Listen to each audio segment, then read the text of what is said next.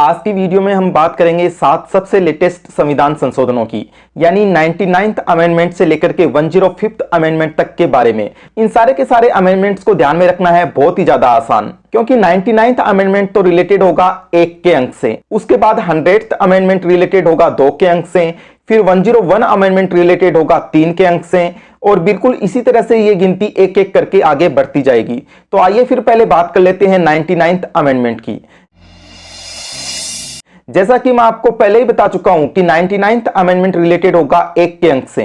तो इस अमेंडमेंट में एक ही काम हुआ था कि सुप्रीम कोर्ट का जो कॉलेजियम सिस्टम था, जिसके अंतर्गत जजेस के अपॉइंटमेंट का काम किया जाता था सुप्रीम कोर्ट के चीफ जस्टिस और 4 सीनियर मोस्ट जजेस के द्वारा, उस कॉलेजियम सिस्टम की जगह जजेस के अपॉइंटमेंट के लिए नेशनल जुडिशियल अपॉइंटमेंट कमीशन यानी राष्ट्रीय न्यायिक नियुक्ति आयोग बनाया गया। इस कमीशन के आने के बाद जजेस के अपॉइंटमेंट में पॉलिटिशियंस का रोल काफी ज्यादा बढ़ जाता, लेकिन ऐसा हो नहीं पाया। क्यों? क्योंकि कुछ ही समय बाद में इस कमीशन को यानी पूरे के पूरे इस अमेंडमेंट को सुप्रीम कोर्ट द्वारा अनकॉन्स्टिट्यूशनल डिक्लेयर कर दिया गया, और इसका नतीजा यह है कि आज भी जजेस का अपॉइंटमेंट कॉलेजियम सिस्टम के माध्यम से ही किया जा रहा है। तो इस तरह से 99th अमेंडमेंट को आपको इस तरह से ध्यान में रखना है कि यह रिलेटेड है हिंदी वर्णमाला के पहले अक्षर कैसे स्टार्ट होने वाले एक वर्ड कॉलेजियम सिस्टम से। जैसा कि मैंने आपको बताया था कि 100वां अमेंडमेंट रिलेटेड होगा 2 के अंक से। तो इस अमेंडमेंट के अंतर्गत एबीसीडी का जो दूसरा लेटर होता है बी, उससे स्टार्ट होने वाले 2 देशों के बीच में बहुत ही फेमस समझौता हुआ था। यानी कि इस अमेंडमेंट के द्वारा भारत और बांग्लादेश के बीच एक भूमि स्थानांतरण समझौता हुआ था। अगर इंग्लिश में बोलूं तो फिर मैं कहूंगा कि exchange of certain enclave territories with Bangladesh, मतलब कि भारत के कुछ एरियाज को बांग्लादेश में दे दिया गया और बांग्लादेश के कुछ एरियाज को भारत में शामिल कर लिया गया। इस अमेंडमेंट के द्वारा संविधान की जिस अनुसूची या शेड्यूल में हमें अमेंडमेंट लाना पड़ा वो था फर्स्ट शेड्यूल, क्योंकि फर्स्ट शेड्यूल में ही भारत के सारे राज्यों और यूनियन टेरिटरीज की लिस्ट और उनकी टेरिटरी के बारे में बात की गई है। इस तरह से 100वां अमेंडमेंट रिलेटेड हो गया एबीसीडी के दूसरे लेटर बी से स्टार्ट होने वाले 2 देशों यानी बांग्लादेश और भारत के बीच हुए एक समझौते से। अगला जो अमेंडमेंट है अमेंडमेंट नंबर 101, उसको हमें रिलेट करना है 3 के अंक से। असल में इसमें 3 अक्षरों वाला एक ऐसा वर्ड है जिसको आपने कम से कम 1000 बार सुन रखा है, और वो वर्ड है जीएसटी। मतलब कि इस अमेंडमेंट के द्वारा जीएसटी को लागू किया गया और साथ ही साथ आर्टिकल 279A में जीएसटी काउंसिल यानी माल और सेवा कर परिषद का गठन भी किया गया। तो इस तरह से 101 अमेंडमेंट रिलेटेड हो गया 3 अक्षरों वाले वर्ड जीएसटी से। अब अगला जो अमेंडमेंट है अमेंडमेंट नंबर 102, वो रिलेटेड होगा 4 अक्षरों वाले एक वर्ड एनसीबीसी से। मतलब कि इस अमेंडमेंट के द्वारा national commission for backward classes यानी पिछड़े वर्गों के लिए राष्ट्रीय आयोग को एक कॉन्स्टिट्यूशनल बॉडी यानी संवैधानिक निकाय बना दिया गया। तो इस तरह से ये 102 अमेंडमेंट रिलेटेड हो गया 4 अक्षरों वाले वर्ड एनसीबीसी से।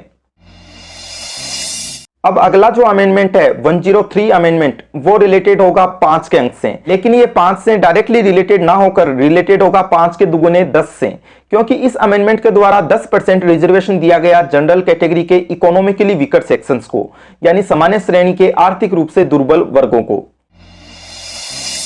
अब अगला जो अमेंडमेंट है अमेंडमेंट नंबर 104, उसे हमें रिलेट करना है 6 के अंक से।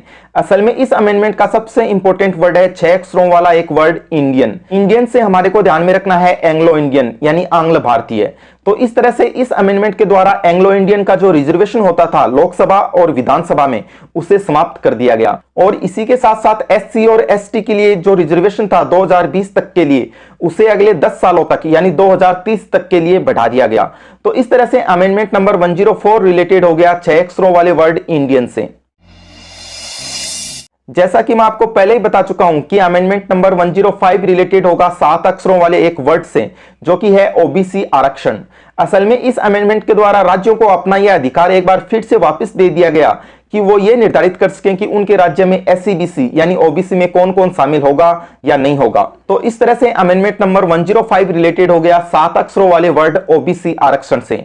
अब बात रही ईयर्स की कि ये सारे के सारे अमेंडमेंट्स आखिर लाए कौन से साल में गए थे। तो इसके लिए आप ये ध्यान में रखिए कि इस लिस्ट का जो सबसे पहला अमेंडमेंट है 99th अमेंडमेंट, वो उस साल में लाया गया था जिस साल में नरेंद्र मोदी पहली बार प्रधानमंत्री बने थे, यानी 2014 में।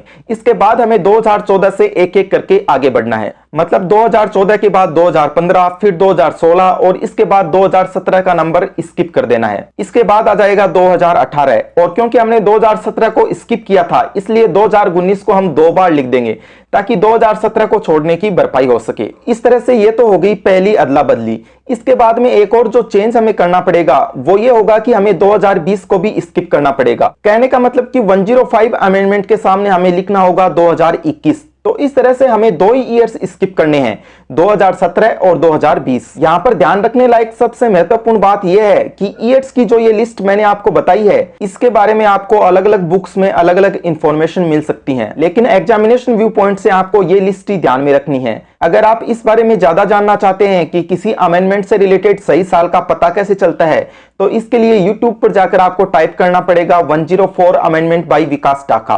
वहां पर मैंने इस बात को बहुत ही अच्छे से समझाया है।